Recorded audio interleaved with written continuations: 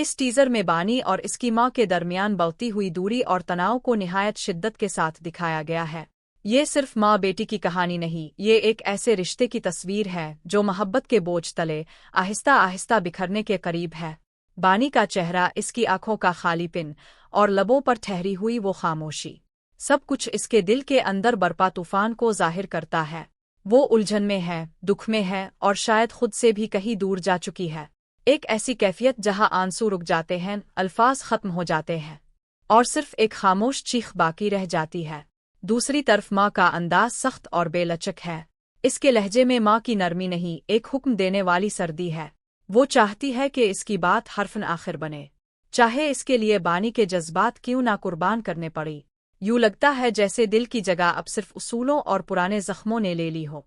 मंजर दर मंजर घर की फिजा बदलती जाती है। दीवारें खामोश हैं, मगर महसूस होता है जैसे वो सब कुछ सुन रही हो। हर चीख, हर सांस, हर उन कहे लफ्ज़ की बाज़गश्त उनमें छपी हुई है। रोशनी मध्यम हुआ साकिन और वक्त जैसे राग गया हो। खामोशी में भी एक शोर है, ऐसा शोर जो सिर्फ दिल वाले महसूस कर सकते हैं। टीजर के चंद मुख्तसर मगर पुरसर लम्हे किसी बड़े राज की झलक दिखाते हैं। ऐसा लगता है कि बानी के माजी में कोई ऐसी बात छपी है जो बरसों से दबाई गई थी, मगर अब वो सच सबके सामने आने वाला है।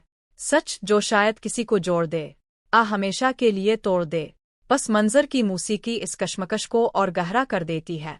कैमरे के जाविये, रोशनी का खेल और किरदारों के तासुरात, सब कुछ एक ही समत में बह रहे हैं।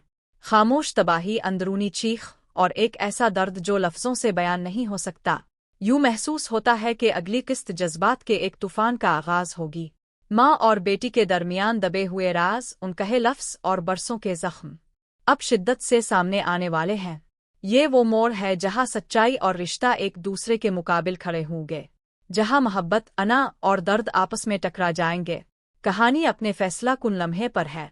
ना कोई पीछे हट सकता है, ना कोई खामोश रह सकता है।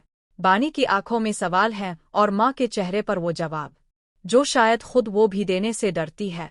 ये टीजर सिर्फ एक झलक नहीं, एक वदा है कि अगला किस्त दर्द, सस्पेंस और जज्बात के नए तूफान का पेश खैमा बनेगा। अब कहानी सिर्फ देखी नहीं जाएगी, महसूस की जाएगी।